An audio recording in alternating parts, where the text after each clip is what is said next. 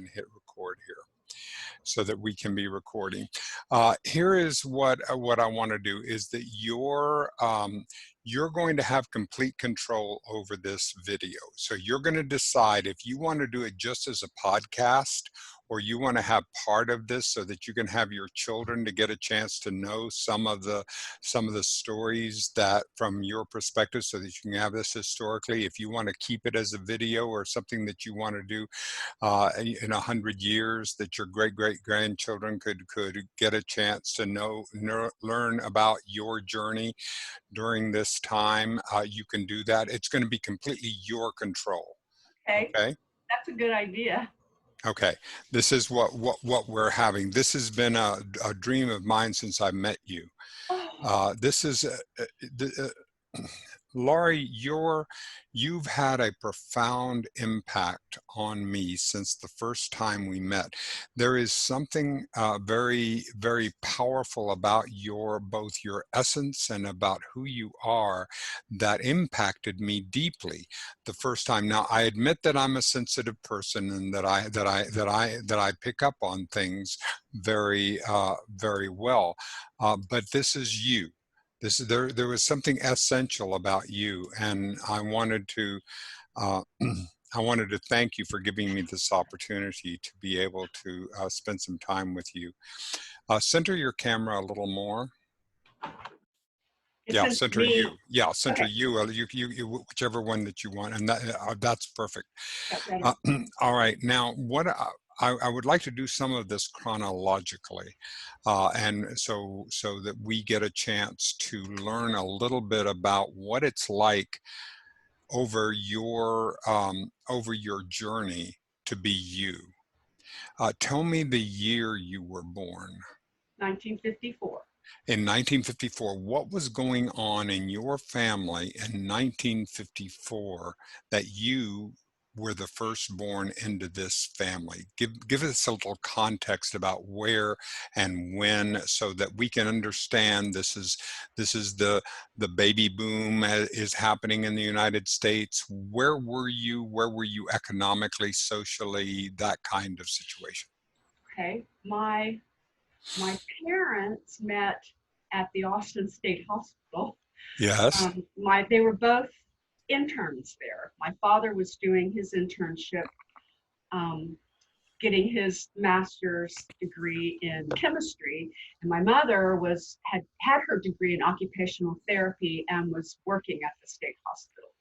So they met, and I think within about 3 or 4 months they were married. My mother was a debutante from Birmingham. Yes. And from a very, very wealthy family. My grandfather was vice president of Southern Natural Gas. And she'd been engaged several times and just didn't want to do it. And right. My father, who's from East Texas, Marshall, deep East Texas, from a big family there, lots of male. My grandfather was one of 7 boys. Wow. And there's a lot of property that we own in Marshall and so forth. But anyway, they met, and I think in about 3 months they were married. And wow. So my grandparents, my mother's parents, seriously disapproved. Nonetheless, they did it, and they didn't tell anybody, and they just. So my father's first job was as a pharmaceutical salesman, and they yes. went to Beaumont. And I was born in Beaumont.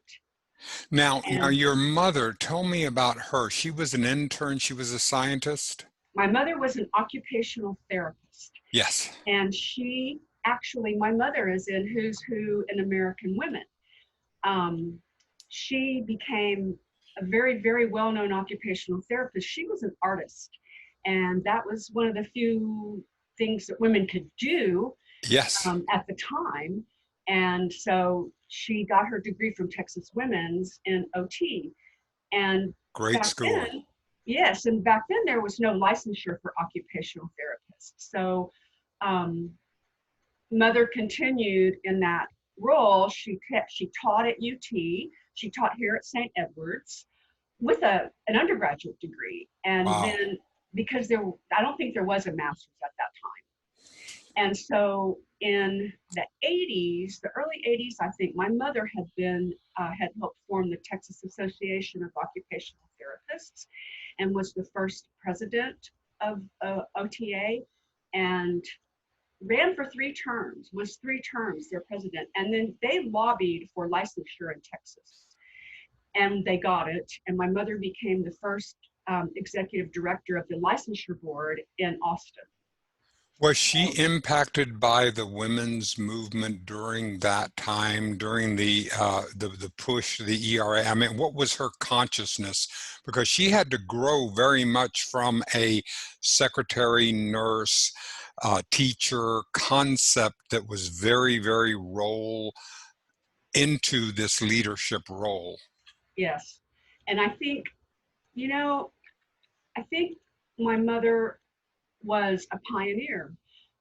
She was involved in the women's movement. My father was abusive and cruel, and I grew up in a house full of fear. Mm-hmm. And so my Tell mother me her stayed, name. Tell me her Carrie, name. Carrie Stark. Okay, go ahead. And she remarried, so she's known in the business as Carrie Stark Westhouse. But she had, her best friends were gay, and our housekeeper, a Black woman who worked her tail off in our home 50 hours a week, became my mother's best friend.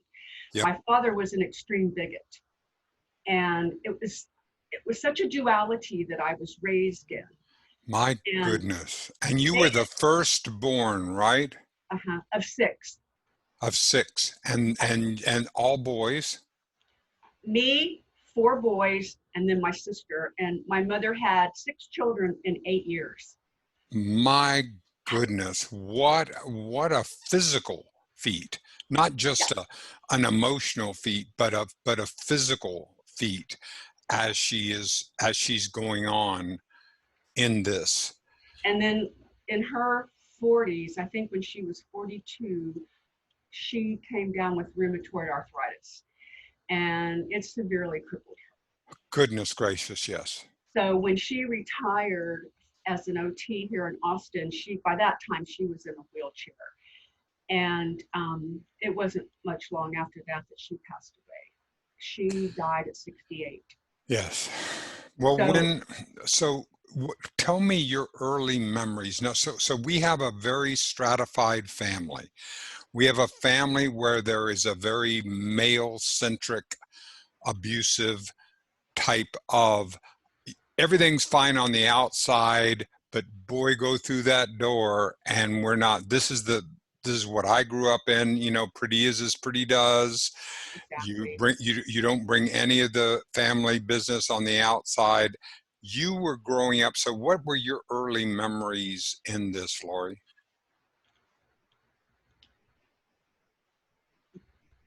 Just early memories of you. What were you like as a little girl?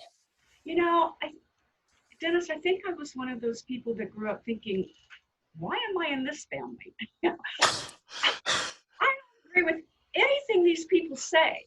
I didn't understand it. My mother was not a prevalent voice. My mother was exhausted. She never felt well. And I think when she finally went to work, that was that. Her work became her family. So Yes. I have memories. I knew I was different. I knew inside I was different. And I knew that if I just stayed quiet, that I could get out. As soon as I got out, I would discover who I was, because I couldn't do that at home. I was trapped. Wow. And, growing up in the 60s, I was afraid. And you're right, we didn't speak up. My family was very good looking. My brothers are beautiful. My sister is beautiful. That was always so important. How we looked was critical. That's And my right. father criticized me all the time. So I had a terrible self-image. After 6 months after I was born, Dennis, my father joined the Navy. He had been in the war. He had a master's in chemistry, and he joined the Navy as an officer. And he became, he was a flight physiologist. And he stayed in the Navy and retired their 30-year career. Wow. And he was a flight physiologist, and so we moved to air bases all the time. And we ended up in, my parents fought, my mother ran away all the time. It was very hectic. We moved to Austin one time when we ran away from my father, stayed here for 6 months. So Austin had real bittersweet memories for me. I remember all of it. My siblings don't remember much. But Sure. my father ended up at NASA, and he was in mission control. And he monitored the heartbeats of the astronauts, and he trained the Blue Angels, and then he ran the centrifuge in NASA. And so I grew up, I was in high school during the Apollo missions. My father was there during Apollo 11 and Apollo 12. And then he moved to Rhode Island, and we didn't go with him. My mother was working. So we had 2 years without him. My best friends were astronauts' children, and my whole life was NASA and astronauts in high school. My junior year in high school, we all moved up to Rhode Island to join my dad. So that was a huge shift for me.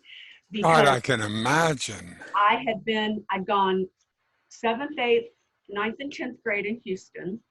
And then we moved to Rhode Island. And in Houston, in my school, we were supposed to be the premier school for all high schools in the United States. And when they brought the cosmonauts over to see America, they brought them to our high school to see. Which high school was that? Clear Creek High School in down by NASA. Yeah. We were the only school down there then, but now there are quite a few. Sure. But and were you interested? Were you a reader? Were you a writer?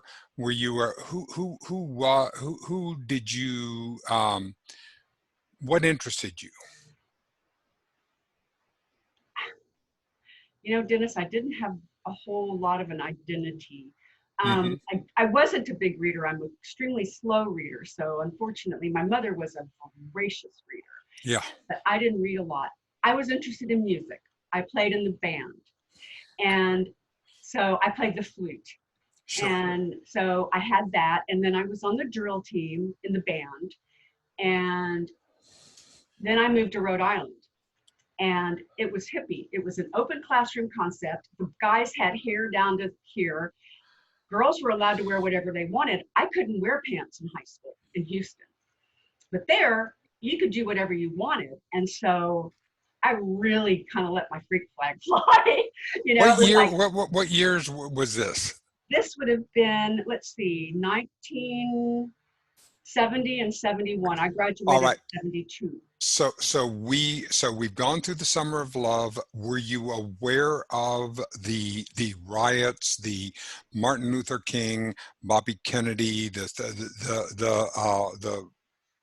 protests against the war and all that? Was that in your consciousness? Was that discussed in your did that have an impression upon you? Plus the women's movement, because we're going through the ERA passing, the thing. I mean, what was going on in this growing feminist consciousness that is Laurie at that time? A lot of that was kept out of my home. I didn't, my father didn't want to watch that on television. We took the paper. My mother was interested, and I would talk to her about it and what was going on. And Woodstock happened the summer I was in Rhode Island. So, that was just across the street, basically. And that was very much on my radar. And I got to know some people there that were friends with James Taylor. And so I got information through that. And so the people that I got to know in Rhode Island, I learned so much from, because they were involved in the movement. It was a completely different culture that I stepped into. I can imagine what that school must have been like, and just to open your consciousness of what of the possible. Yes, and you know what? I knew that was there. In my mind, it was like, oh, this is where I belong. These are the people I want to be with. And so I did as much as I could. My parents still didn't let me wear pants to school. And when I got there, the boys were having a demonstration against the school to allow girls to wear pants. And they all wore dresses. And I was shocked. This was my experience from going from this incredibly restricted, strict school. Yeah. So I learned a whole lot by being there. I was familiar with Woodstock. One of the girlfriends that I had, her parents played Janis Joplin. They played the Woodstock album. And I can remember hearing, who was it? Some of Joe and the Fish. Sure. And they sang the Country Joe and FUCK the song, Train. Country Joe. Exactly. And Go to Vietnam and yeah, first come home in a box. Do, do, do. and that reminds me too, Dennis. When I lived in Houston as a young, fifth, sixth, seventh grade, I would go to sleep with my radio on every night. And unbeknownst to my parents, I would turn on this radio program called Alex Bennett. And he was sort of like the Rush Limbaugh of liberals back then. And I would stay awake hours listening to him. You weren't allowed to call him if you weren't 18, but they were talking about the Vietnam War. And it was always what was going on in the Vietnam War. And so that's how I learned about what was going on over there, through Alex Bennett. And if my parents ever found out I was listening to that, I probably would have been, my radio would have been taken away. But it was a real eye-opener for me. So yeah, being in Rhode Island where there were protests and hippies and Woodstock, this is what I want. These are the people I want to be around because they have an open mind. And so I went that route. I had to go back to Houston and finish high school, which was difficult. I didn't know anybody there. I didn't have a lot of friends. So when I got back, I kind of had to start over, and I was in the theater. I loved theater as well. So I did theater. Wonderful. Did you act? Yeah. Did you enjoy that? Did you enjoy the performance? I did. And I like to be on stage. I like that. It took me a while to get used to it, but I've been a singer since then. I started singing in bands when I went to college. And that was really what I always wanted to do, was sing. And my parents put me in a couple of theater classes, but I'd have to take a cab. Nobody could ever take me anywhere or pick me up from anywhere. So I ended up never being able to do anything like that.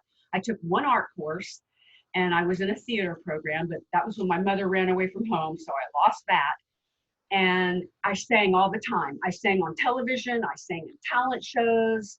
I was a good singer and I knew it. Yeah. But they would never give me voice lessons. I asked for it all the time and I never got it. So when I went to college, I decided to go to Stephen F. Austin in Nacogdoches, based strictly on the fact that it was called College in the Pines. And I thought, oh, that sounds great. I want to go to college in the Pines. And it was far away from Houston. And that was one thing my mom told me, if when you go to college, you can't stay in Houston, you have to go away. So I appreciate that. So she was actually seeing, she knew that if I can't save myself, I need to save you. I think you're exactly right. I really do. And so I went to college. My first year, it was a whole different world for me. And in Nacogdoches at that time, there was so much music there. Professors had a cool band. It was Willie Nelson, Jerry Jeff Walker, Michael Murphy, Asleep at the Wheel. They came to Nacogdoches all the time. And they were, the first year I was there, they put on this thing, Nacogdoches Backwoods Beer Festival. And it was put on by college kids. It was a huge outdoor festival in the woods. And of course I went, and it was every band we know now. Yeah. And it was amazing. And these people were amazing. And I was going to major in theater, and I quickly realized I can't have fun and major in theater. So I changed my major, I think 4 times. It took me 5 years to graduate, but college was transformational for me. It changed everything in my life. After my first year, I paid for it myself. I took out loans and I worked because I couldn't be responsible to my father anymore. And as long as he was paying for me to go to school, he had control over me. So I did away with that. And I'm sure my parents were glad that I wanted to pay for my own school. They didn't have any money. And so that's how school went for me. And Tell me about the growth in your own consciousness about what you thought you were doing on the planet, because here this gives you a chance to begin to express yourself artistically, express yourself socially, express yourself with men. I assume you identified as heterosexual at that time. You know that you had your own. You know that. Were you involved in the feminist? Did you have conversations about feminism, how this is, even though this is in Nacogdoches? You know, I think we talked about it all the time once I got around women who of like mind. Mm, And the book had just come out, Everything You Ever Wanted to Know About Sex But Were Afraid to Ask. exactly. The year I went to college. Hmm. So that I think we probably talked about that more than we talked about feminism. Sure. But to me, But that it's was all part part of of that. them. Exactly. You know, it was, wow, we get to express ourselves now and say that we matter. So I was fascinated with Gloria's dining. Me too. And so in college, it's difficult. I didn't have a television. I didn't take the paper. It's such an isolated little cocoon, Sure. and I knew that. And I knew I was isolated, and I talked to people as much as I could. Nacogdoches wasn't really involved. Once we got to the 70s, things started slowing down. And Hmm. I think in 70, what year did the war end? 72, Yeah. 73? 72, 73. And so I didn't know. Really, politics weren't discussed in my home. So the first year I could vote, I voted for Nixon. And I look back now and it's like, why did I do that? I was Exactly. with what information I had. So, and then I voted libertarian. I was really feeling my way. So Sure. I knew, I knew, I guess early on that life was just really about learning to love.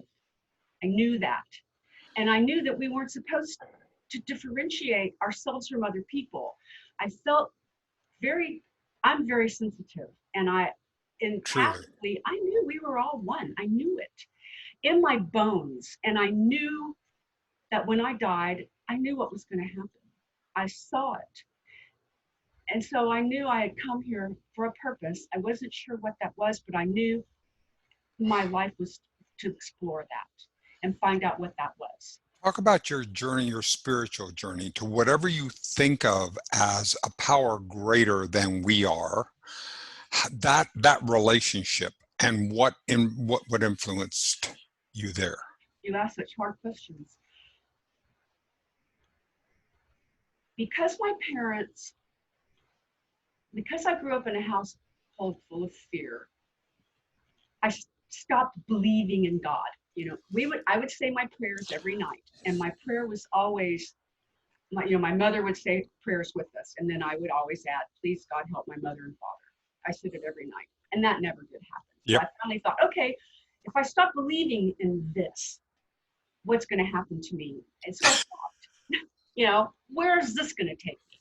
So when I was in college, I found myself getting really depressed. I'm prone to depression. It's in my Yes. family. And I knew I needed to do something about that. And I knew I needed to do it by myself. I had to do it myself. And so I got real curious about God and who is God. And I lived across the street from the most beautiful old Episcopal chapel with Tiffany windows. And it was open 24 hours a day. So I took myself over there. I pulled a gigantic, huge Bible off the altar at midnight. There was nobody there. And I laid it on the floor, and the only passage I knew in the Bible was Psalms 23.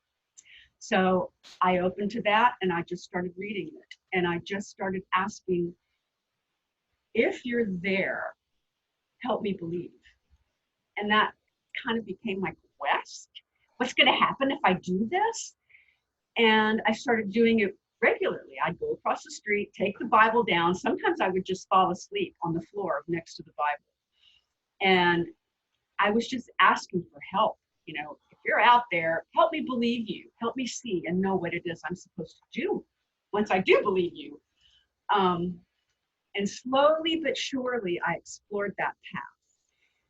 I started studying the Bible a little bit, just I went into a Christian bookstore and I Yeah. bought something and I thought, okay, I can do this. So that was kind of my path as I was walking through college, my last 2 years. And then when I graduated from college, I went to Europe for a year and traveled around and talked to lots and lots of different people. And I talked to a lot of people about spirituality and how they felt. And what And year was this?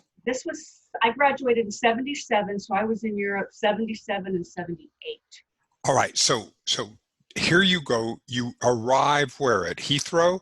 Did you Yes. arrive in? All right. So you Heathrow, arrive at Heathrow. There you are. How are you dressed? I dressed really nice. My aunt and uncle were picking me up.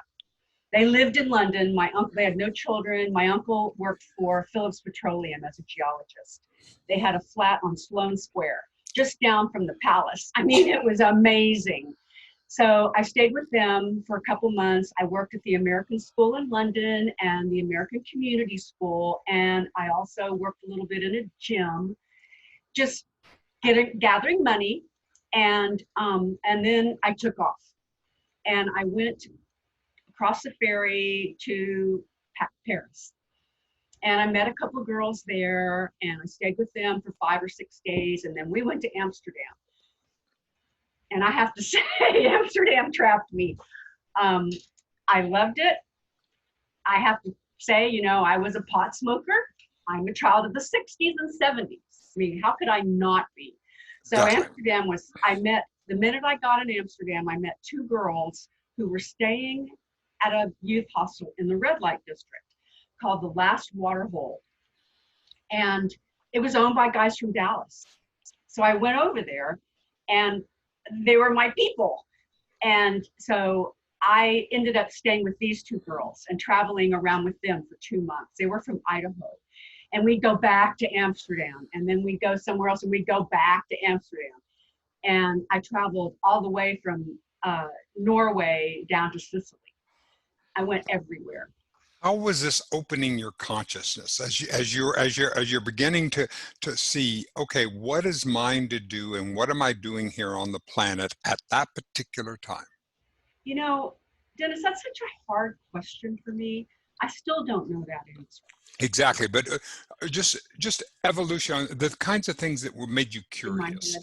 I agree with you that's a hard one. It's a hard one for Melissa too, as we're doing as we're going. But the things that were impelling you. I wanted to know who I was. I wanted to know who I was inside. So I was just trying on all kinds of different hats. And so I talked to everybody. I wanted to know what everybody thought. And I knew it was going to be different. And then I thought, well, if I take all these pieces, maybe I can find my piece in this. I don't want to blame it on astrology, but I'm a Libra and that fits with me because I'm looking Sure. always for balance. I don't think any one thing is right. Nothing in this world is perfect and right. I think everybody is right and everybody's right for themselves. So I was gathering pieces and I can remember still to this day, very intense conversations I had with different people I met along the road. And, who are you? What do you believe in? What do you like to do? My degree's in anthropology, cultural anthropology. Oh, wow. I mean, are you kidding? You're studying human. Yeah. And that's why I say I guess that, subconsciously I was searching for me. Who am I in all of this? Right. But I'm so interested in what other people want to do, what other people think and what they believe and taking bits and pieces of everything. So I was studying. Were there certain people that impacted you a lot that you would like to say this person influenced me or this person really? While I was, yeah, there were several people who influenced me. The one conversation I go back to, one time the girls and I got somewhere and they had a youth hostel card and I didn't. And there was nowhere else to stay. And so they went to this youth hostel and I couldn't go. And so they said, well, there's a campground, you know, down there. So I went to this campground. I had my sleeping bag and I met a group of people. And I only remember that there were guys. I think it was all guys. And they let me sleep there around their campfire. And we had the most profound conversation that night. And one of the men said to me, boys, something like, you have a light that I've never seen in anybody else. And he said, what I remember was that you are the most gentle and profound person I've ever met in my life. And this kid was like, you know, 25. That really, really stayed with me. What did he see that I'm not seeing? And why did he say that about me? Exactly. And I'm so glad, because that book ends so beautifully how I began this. Because were I able to articulate that, that's the way I would have articulated it upon meeting you. So apparently this is a throughput. So we will go back as we're continuing on the process. And it is very difficult for us to see it in ourselves. So that's what this journey, the journey about what we're going. Okay, terrific. So how long did you go ahead? I think what I ended up doing, so it's like, okay, if other people are seeing this in me, I believe it's there. I want to find it. I want to learn what it is, and I want to expound on that. You know, I like that. You know, I was a lost child. I was hidden in the family, and all of a sudden to be told I had a spark that somebody else could see, like, wow, okay. And I honestly did not know who I was. And that is I so get that. I And you're not alone. This is no. many artists have exactly that situation. The people, those of us who are on the sensitive end of the spectrum, have this incredible sense, and then we don't know. And so what happened next? Well, I can recall thinking, you know, I'm going to search for this person. You know, I want to know. I knew there was something in there. You know, I just wasn't sure how to find it. You know, how do you find yourself? So I just started talking to people and journeying everywhere and meeting different people. And I met I met several people in London that I found were, you know, really wonderful about helping me and showing me. There was a couple friend of my aunt and uncle, and she did career counseling. So I went and talked to her. I loved her, and she saw so many wonderful things in me that I didn't. She thought I should be a model, which I so disagreed with. And when she said that, I lost a lot of faith in her, because I thought, how could she think that I should do that? You know? So you're all right. And so we're also talking body and physical image. Your physical image of yourself was Not good. okay. So therefore, that's why you discounted Yes. her impressions of you. Okay. Yes, that I could never be a model. Why are you even suggesting that? Exactly. Exactly. Yeah. Why would I put myself through that when I know I would never be chosen? Right. And so, you know, I decided that she really kind of didn't know what she was talking about. She wasn't helping. Sure. Me. So, yeah, well, like I told you, my father was extremely critical of the way I looked. Every day. Exactly. And that wears on you. That kind of abuse ends up wearing on you, and it's something that you have to heal for the rest of your life. For the rest of your life. Isn't that staggering to me that 10 years can define the next 70 Exactly. or 80? So yeah, body image is something I struggled with all my life. And in addition to that, we also have the comparative culture, which we've grown up in, which constantly puts us into comparative mode rather than in what is Laurie's individual magnificence in her own right, irrespective of being compared to anyone else. Yeah, and that's so difficult, especially when I think you are blessed to be a little bit pretty. That's a hard thing to break out of because Very. a lot of things have come to me because I have a nice smile. And as I've gotten older, I've not aged very gracefully. It's really hard. And so I think one of the things that I would love to accomplish before I pass on is to feel really comfortable in my own skin no matter what I look like. And I think that's something life teaches you anyway, doesn't it? Because you're going to get old no matter what you do. That's right. And so that's Gravity, we prove gravity every day. a lot, and you don't realize how tough it's going to be until all of a sudden there you are. Yep. And that's And where we are, but it is no different than 17-year-old Laurie having to deal with that, 27-year-old Laurie, 37-year-old Laurie. Each one, we get a chance to face that same opportunity each day. So you come back from Europe? so when I got back from Europe, I laughed because what I did, and I ended up living in Amsterdam for 6 months, and I bartended in a hash bar in the red light district. And I sat in with a band there called Pride of Texas. They were a band from Dallas, and they were the house band at the last water hole. So, so when I came back, I surprised my mother. I was Did you over there. have to come back? Did your visa run out? Did you decide what was the click that made you say, okay? I was dating a guy. I was living with a guy from Scotland, from Troon, and he was the house dealer in the bar. And he got busted and sent to prison in Glasgow because he was wanted in Scotland.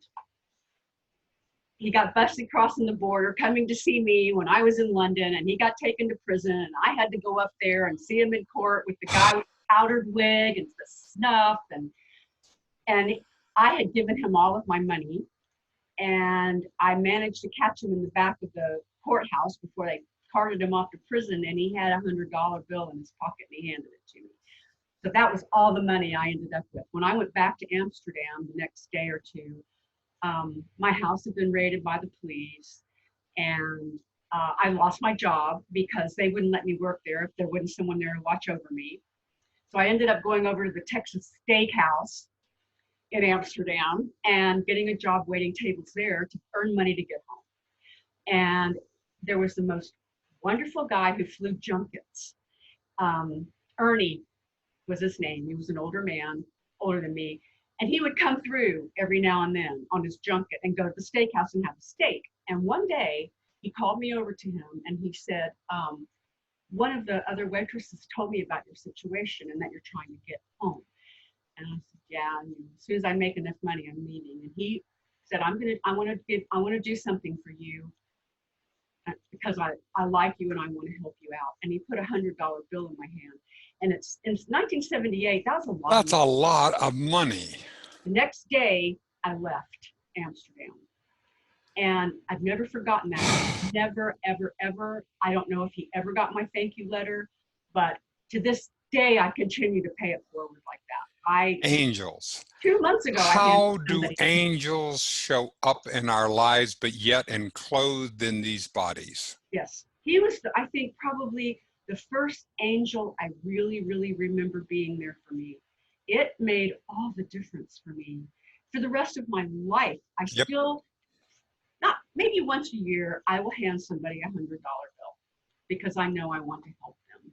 And I always thank Ernie for that, So when I got home, when I went to Europe, I was very nicely dressed. Dress and boots. And when I went home, no bra, you know, a t-shirt with a see-through blouse on top. Oh, I was such a hippie. Red, flaming red, curly hair.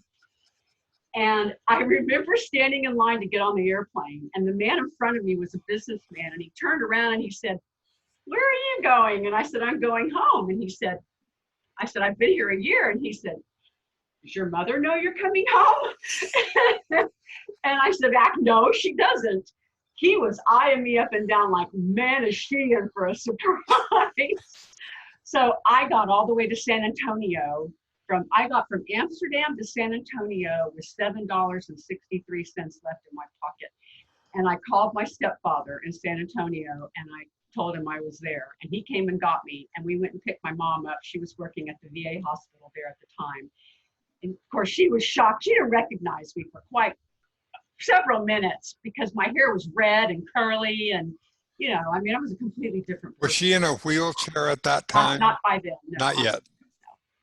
So that was, and so then here I was. Now where do I go? Now What was that conversation like at home? Did they bring it up? Was it the elephant in the living room that we didn't talk about? They didn't bring it up. So my parents were separated or divorced by that time. And my father just, you know, was his typical old critical self. Nobody really wanted to hear what I had done. And I actually was experiencing some pretty severe trauma after what had happened to me, with him going into prison and all of that. And it was Oh God, yes. And has did your depression continued, so you would have episodes of darkness where you would go into your own place? oh yeah, yeah. I struggled with that until I finally got on some drugs. But yeah, when I got home, you know, it's one of those things where you want everybody to know how horrible things are and how awful you feel, but nobody cares and the world goes on without you. And so I just felt like I was floating. I was in a family now that I really didn't understand or know. Yep. So I ended up taking a job over the phone. I got a job working at an outdoor wilderness survival camp for juvenile delinquent boys. That was a pilot program in the Davy Crockett National Forest that was started by the Texas Department of Corrections. And so I was a crisis intervention personnel, and I camped out 4 days out of the week, and I was off 3. So that was the job from hell. I was with 12-year-old boys who were all pretty severe offenders. You bet. It was Lord of the Flies. I was in the middle camp and situated a quarter of a mile out in a radius around the center were camps of boys. There were 4. And they had overnight counselors that stayed there. And the boys were supposed to all get along and be like a pack. And then everybody was supposed to be able to get out in 3 months. It was a 3-month program that you volunteered to come into. Nobody ever got out in 3 months. I was sexually assaulted. I had a butcher knife stuck to my throat and dragged back to a camp when nobody else was there. Yep. I had another boy stringing a kid up by his feet when I was supposed to be watching in a tree the whole camp. It was so hard for me. And so after the assault, I got no help. I got no sympathy whatsoever from anybody within the staff. They were based in Crockett, and I had no training to start this program. It was a terrible program. That's awful. It fell apart eventually. I was there in the coldest winter they'd had in East Texas, and we were snowed into the Davy Crockett National Forest. We had no water, no running water, no electricity. And I was up in a camp by myself where the boys would sneak up. So we were stuck there for over a week in the freezing. They would bring food out to us, but then they couldn't get out to us. So it was really tough. And I wanted out of that so bad. And I started interviewing for jobs. In the meantime, I met this guy that owned a record store and a head shop in Nacogdoches. And he asked me if I would live with him. And we were dating. We hadn't been dating long. And I said, no, but I'll marry you. living was out of the question, right? I mean, my family would disown me if I was living with somebody, but if I marry you, that's all really good. So I married this guy, and terrible mistake. I ran our record store and head shop in London, in Lufkin, and he ran the one in Nacogdoches, and we opened up 6 more businesses together, and the last one being a health food store. That was where my interest had gone in Europe, because I had always had colitis, my gift from being from a fearful family. So I was really interested in health food. My father, believe it or not, was a vegetarian all my life. And he was super into health food. And so Yeah. he encouraged me. And so I opened a health food store with a girl that I met. And not long after that, I divorced Brad, and I ended up with the health food store. So that was how I supported myself, the health food store. And then I also, And what year is this? 1979, I opened the health food store. All right, good. All right, so Morning that glory. that gets us in history. We're just about to come into Reagan. We're just about to go into this time, and you're in a health food store in Lufkin, Texas. I'm in Nacogdoches. Nacogdoches. All right, a health food store in Nacogdoches, Texas. This is the consciousness at the time, and So that was where everything started expanding for me. My partner was a library scientist. So we had a fabulous library, and we had chairs where people could come into our store and just sit and read, and they could check out books. And oh, so we were teaching the community about health. And I love teaching.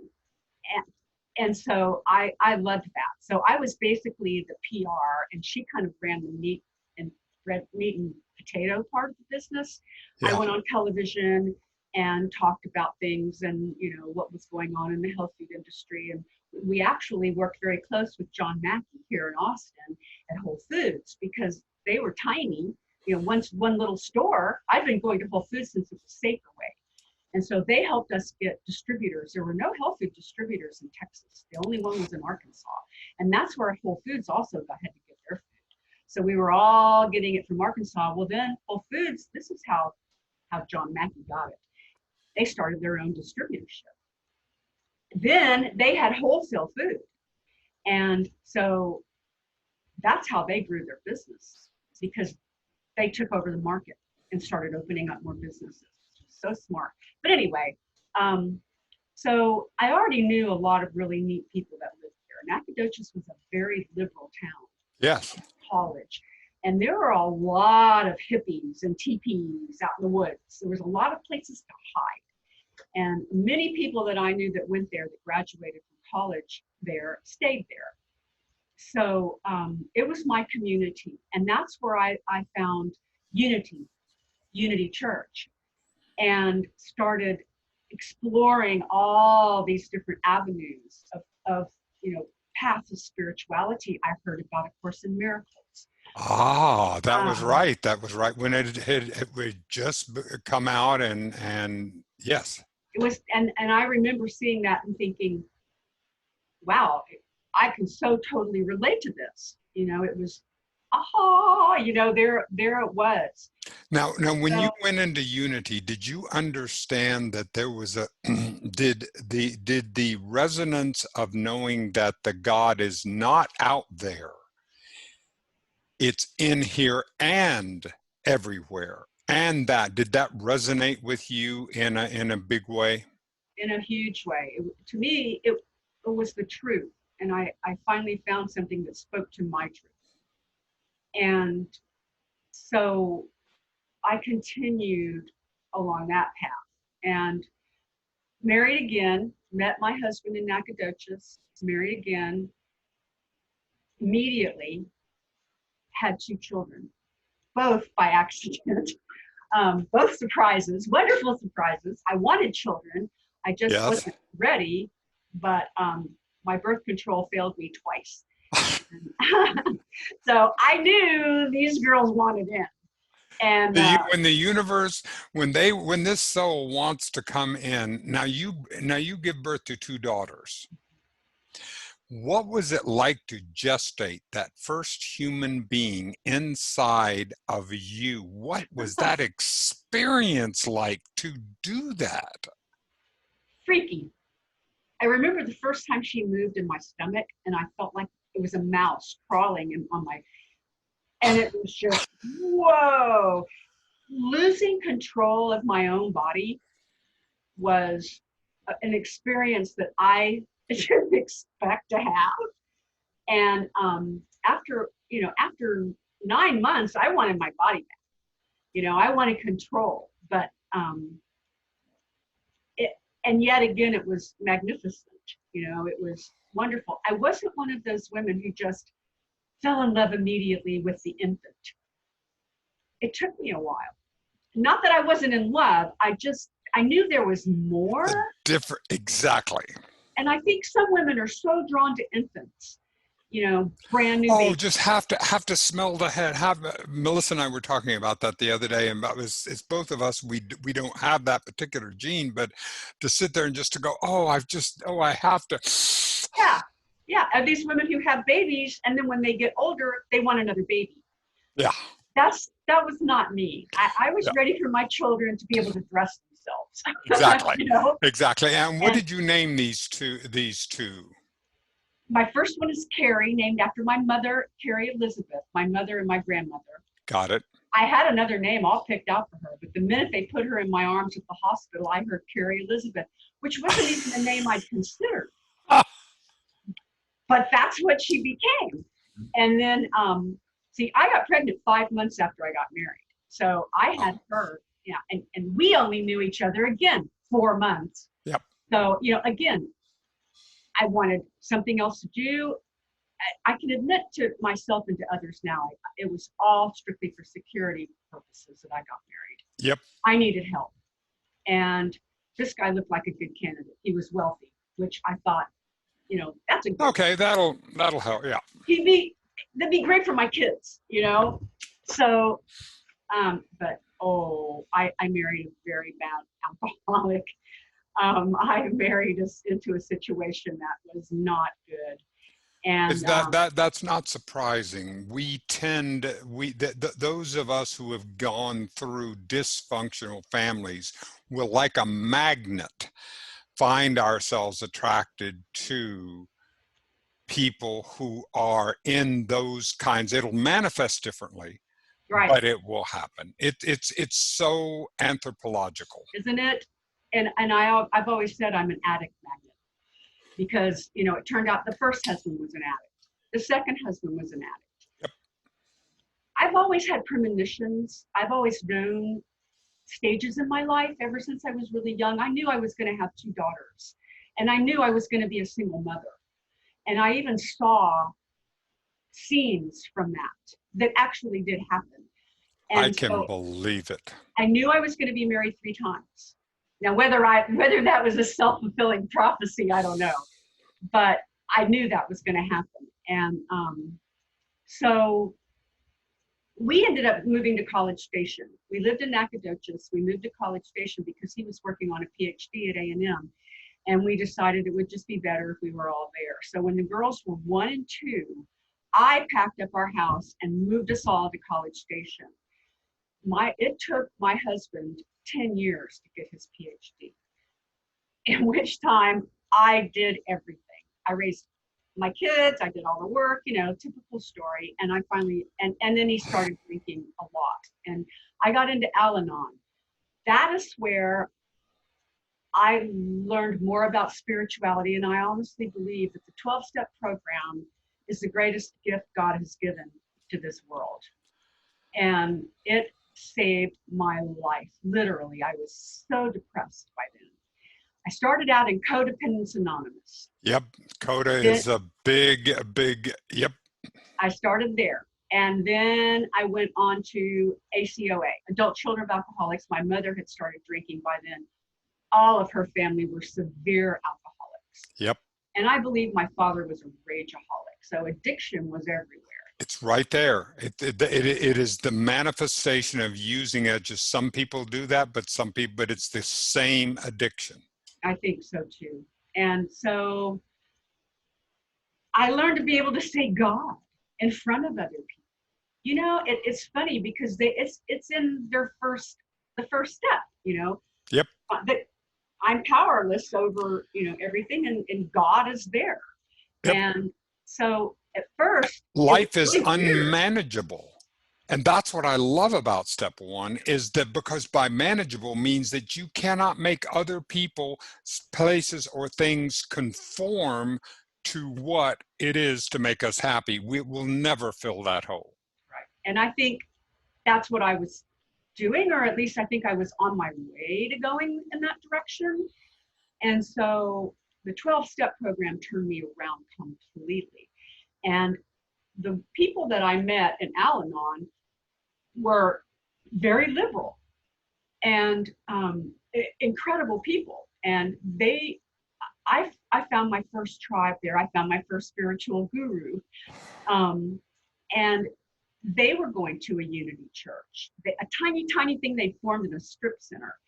And so I went to 5 12-step meetings a week for almost 5 years. Yep. I never went to less than 3 a week. I took my children, you know, they would stay, and then finally my husband got into AA. But he became addicted to AA. And only people who have been in AA, I think, can understand that, or in a 12-step program, but it became an addiction for him. And it was not good. And I finally realized I can't do this. And he was a child. He didn't work. He'd only had 2 jobs in his entire life because he was a trust fund baby.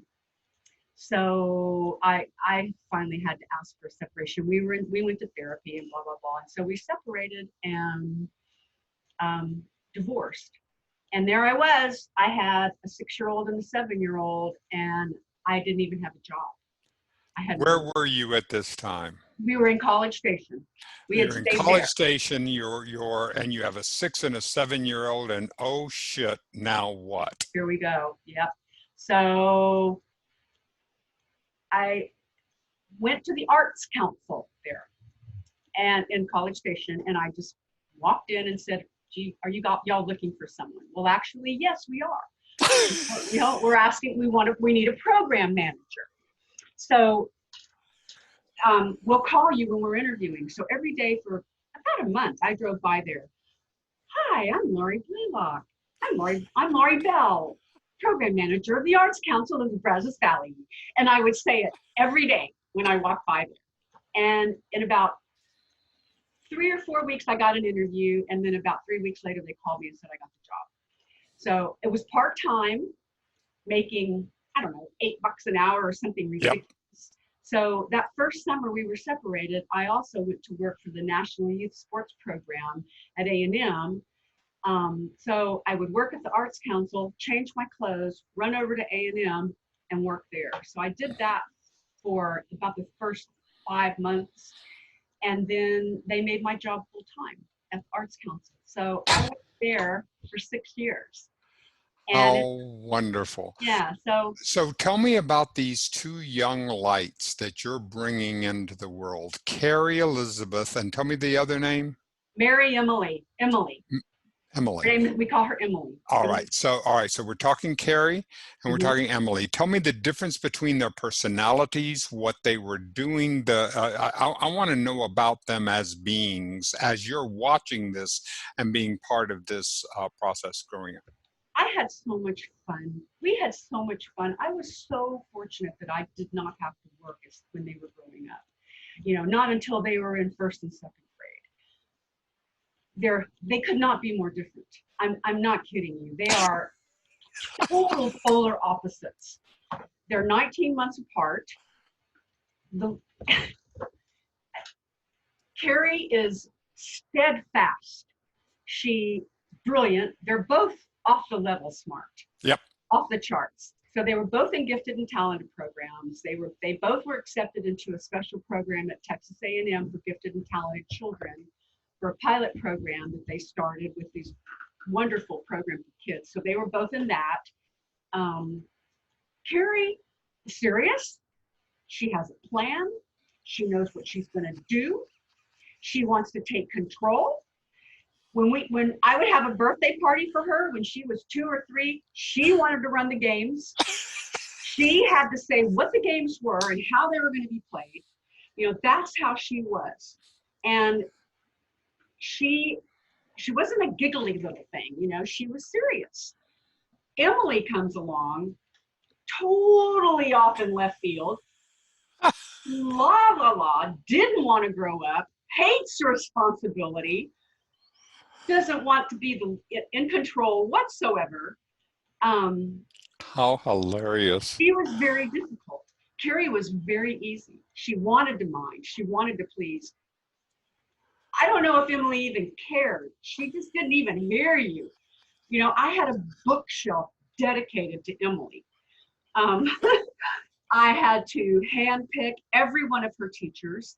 In 7th and 8th grade, Emily missed 30 days of school each year because I couldn't get her out of bed.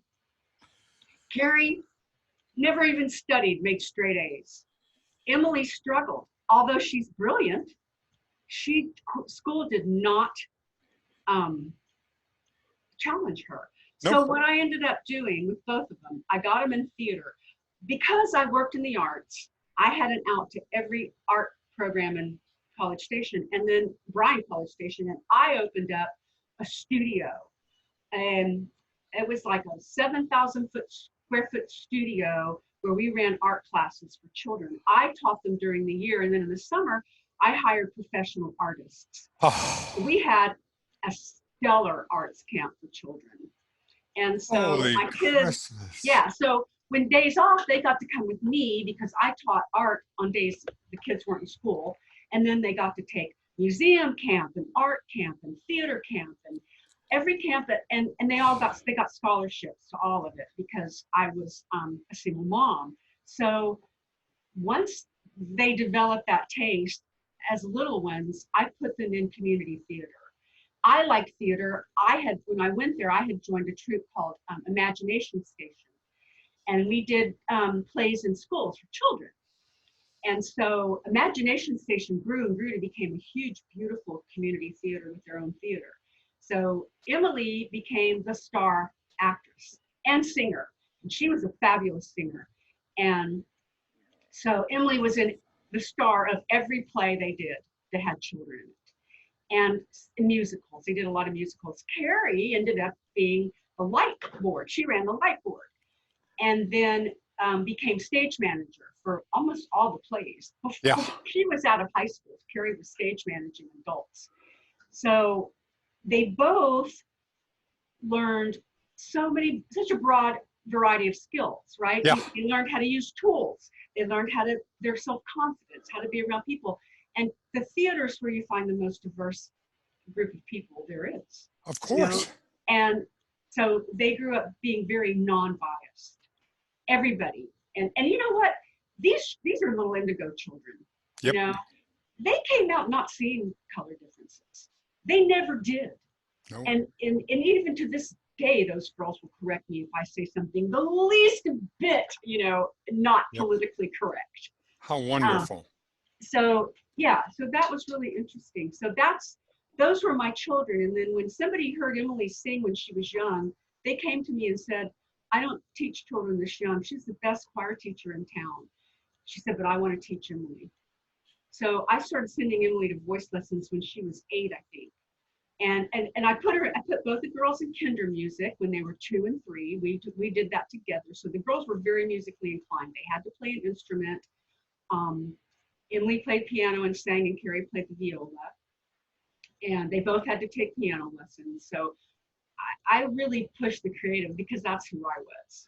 Exactly. And what I love about this is that here was your mother, and because I see so much of life like a relay race. She takes you as far as she can and hands the baton off to you. Then you take the baton and you run with it, and then you go and you hand it to Carrie and to Emily, giving them the benefits of what you have learned all through program, through the 12-step, doing that, learning that you're working on yourself and then passing it off to them, and you see what the gifts, this is the speed the anthropological change that is happening.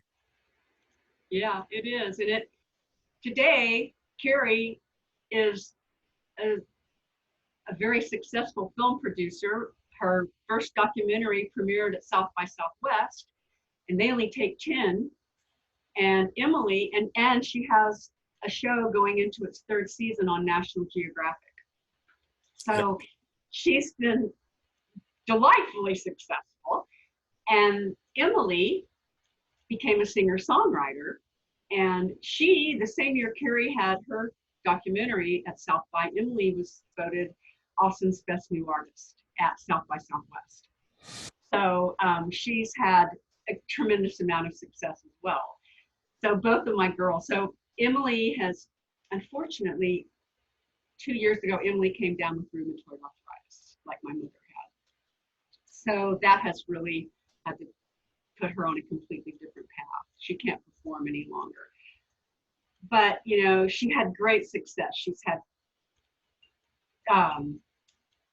music that she's written on television programs and in movies, and so she did really well. But now she moves to Nashville, and she's having to do PR work now, stuff that she can stay home and do comfortably. But I know she'll be extremely successful as that as well. She's brilliant, and she's already got great jobs, and she's doing really well. So both of my girls are very. It's interesting, Carrie.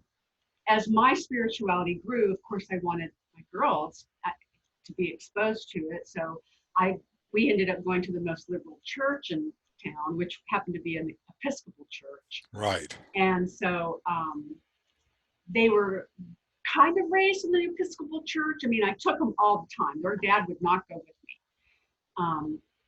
So I would get to church after dressing them and carting them there, and I'd sit and cry. And friends of mine would, you know, watch the girls so that I, you know, because I was so exhausted and sad that I couldn't do this with my husband. Emily kind of really took to it. Carrie eventually had a bad experience and shut it out. To this day, she will not talk to me about God or spirituality, and she's now 36. Emily, on the other hand, likes to discuss this with me, and, you know, she's feeling her own way through it, but she knows she can talk to me about it. And so we can get deeper into that, not Carrie. Yep. Carrie, you know, and, you know, she'll either find her own way or she won't, you know. You know, that's what I love about the continuity of life. And so you're there in College Station. What was your mindset at that time? Were you planning on being single for the rest of your life? Did you want to what was your sense of where you were going? I wanted to get married again. I knew I would. I didn't see that I would be single for 11 years. That was a long time. I think in all those 11 years, I was maybe asked out on a date twice. And it was interesting to me. I ended up dating a man for 6 years who was the director of the Bush School at A&M. And he was a wonderful man, and he taught me how to trust men again, you know, or for the first time ever. Yeah. So staying with him was a really wonderful, safe thing. All right, but I wanna stop there. I wanna put a pause at that sense, because the Laurie that met this man is a different Laurie than met your first husband or your second, and so therefore you're going to attract and you're going to bring into your life a different person than you would have years ago. It was the work you did on yourself that allowed you to open your heart to a different person. You're right. And he had seen me on television, and because I did a lot of television back then, and I also did commercials. That's how I made extra money. I did commercials and voiceovers, car commercials. Did you enjoy that? Did you enjoy the television? Yeah. Yes. Yeah. And I was in a band. I had been in a band. I had been in bands now since college, and And so the girls also grew up with that. They'd have to go to rehearsals with me all the time and come to my performances. And so they were around music a lot. And Arnie was in the band with me. He helped me form it. He played keyboard. He really wanted to do it. So we did that together, and that was wonderful. I mean, I can't say anything about this man that wasn't wonderful. He didn't want to get married, and I did. And I knew eventually. And I think he just didn't want to take on 2 kids. Emily was tough, and he saw that. And he had a hard time with that. And so we broke up, but we've remained very close friends. He's That's right, because friendship, that's the neat part about when you base a relationship on a friendship. Yeah. Then that's what's so wonderful about that. That's what's so wonderful about Melissa and my relationship. It's based, the base is a friendship. Yeah. Then everything else is on top, but the base of that is our deep friendship. And and I think I realized how important that was, because I really hadn't had that. I married these 2 men so quickly. And, but Arnie and I became very close friends, and he was steadfast. I'd never known a man like this, and so he was very, very good for me, very solid, very steadfast, such a wonderful man, and so good to me. Oh, wonderful. So, yeah, I can't say enough about him, how wonderful he was. So, I eventually lost my job at the Arts Council. They eliminated my position and went in a different direction. So I got a job right away. I'm one of those who really never been told no when I applied for a job. I got a job as I was public relations manager for Columbia Hospital and ran like community baby showers and stuff like that for 2 years. It was a horrible job. And I ended up transferring. I got a job as Director of Special Programs in the Chancellor's Office at the Texas A&M University System. And I became I ran nonprofit. I took care of all of his non-discretionary money and ran all sorts of programs. I hosted football games in the Chancellor's Box at A&M and met politicians. I flew around the state in his private airplane. I had a wonderful, wonderful job. And that's where I was working when I met Clay. So that takes us up to Clay.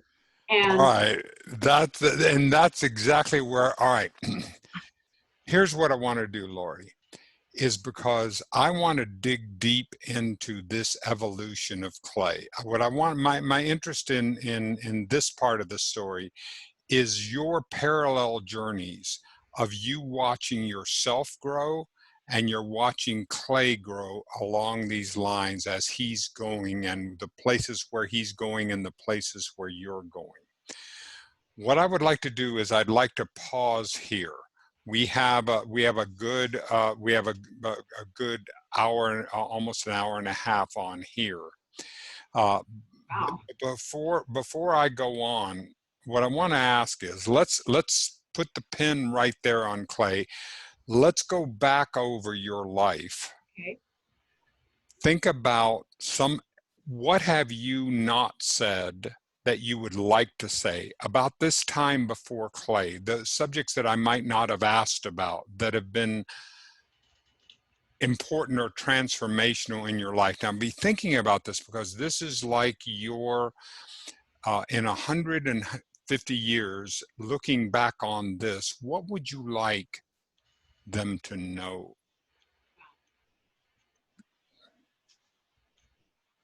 Wow. I have to think about that one.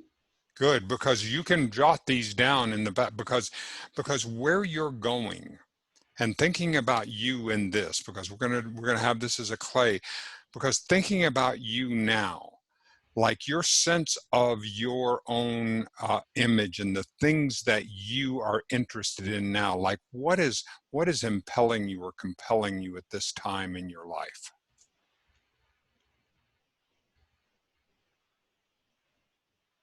At this time in my life, I think I want to say love. That's so simplistic.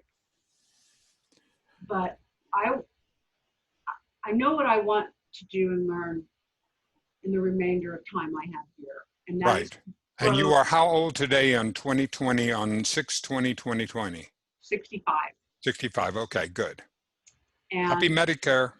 woohoo! Um, I want to learn to know and love others, and I want to know and learn to love myself more. And I Yes. want to feel that connection between all of us. So right now I'm seeking to understand. There's two things I ask in my prayers. Teach me to understand and make me an instrument of your peace. And if there's ever been one prayer all my life, it's been, I've asked God to make me an instrument of your peace. Take away my difficulties, so victory over them may bear witness to those I would help of thy power, thy love, and thy way of life.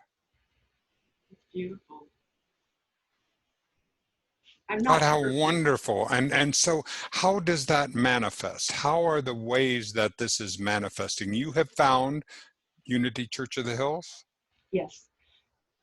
Yeah, that's where I am now. And when I first moved here to Austin to be with Clay, I went to 12 different churches trying to find a church that I wanted to go to. Clay was not going to church and really wasn't interested in it. He went a couple of times with me, but then he just let me Right. do the church. And so I ended up at a church at Unity Center where he didn't go.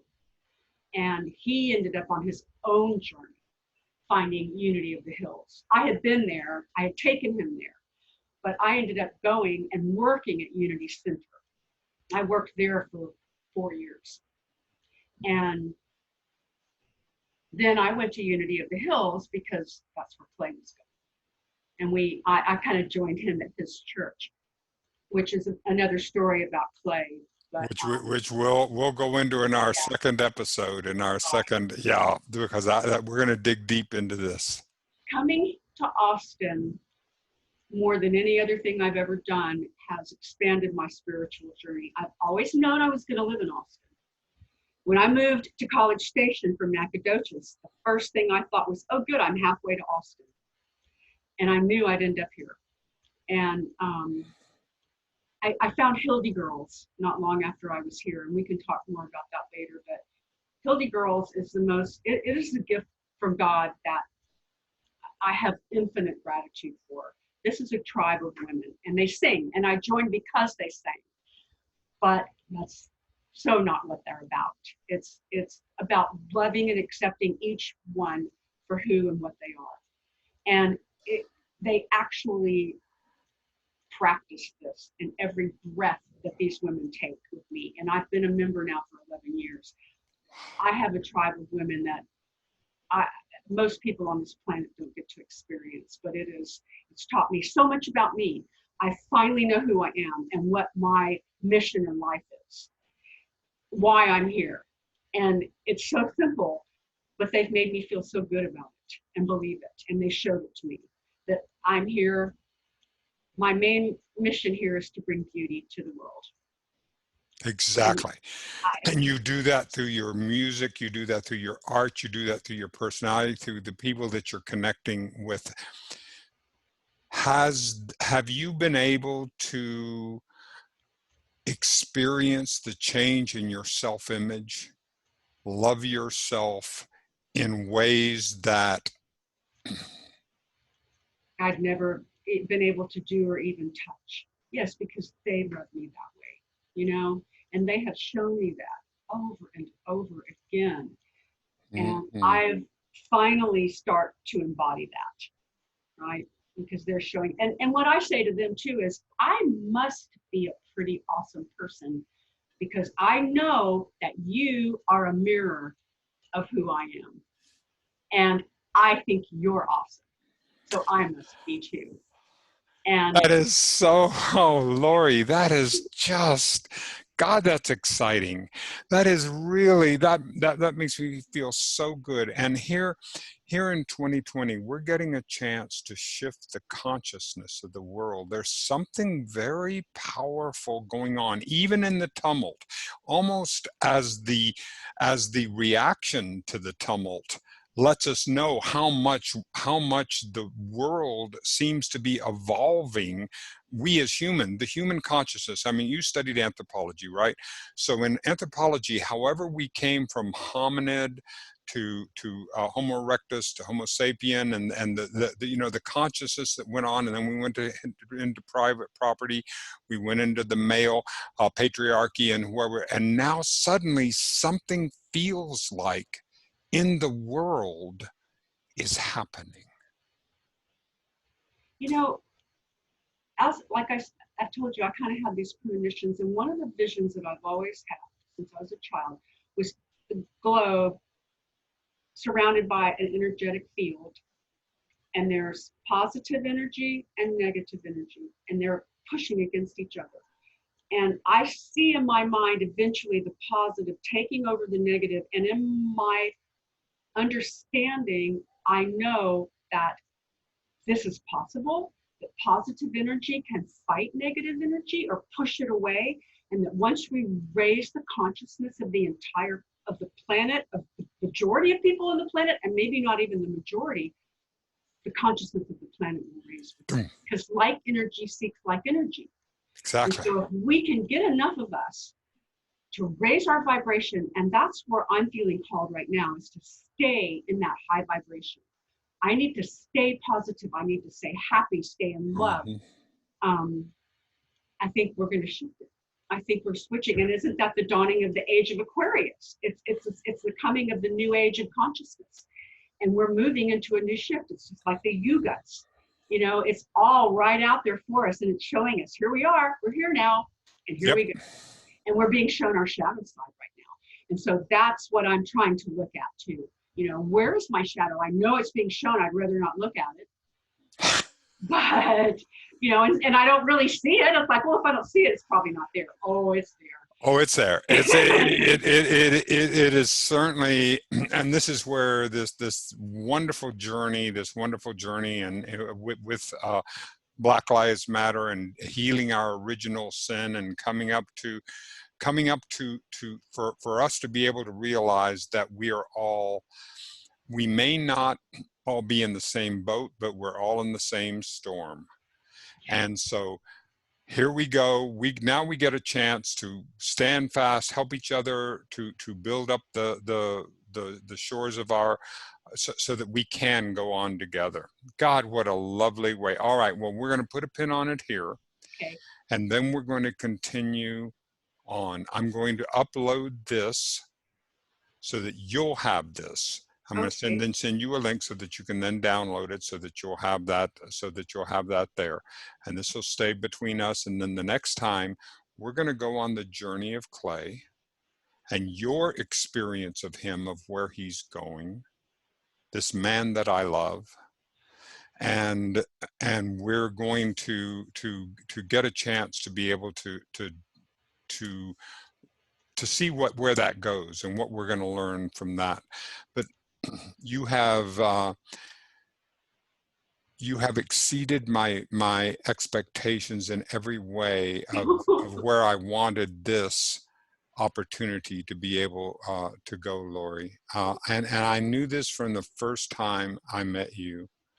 And so now that we know this, now let's just see where this is going to go from here, okay?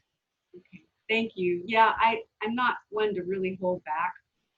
So it's a good thing that we're going to let Clay edit this, because I'm kind of out there. You are kind of exactly who you are, and that's what makes me happy. All right, darling. See you soon. Thank you so much.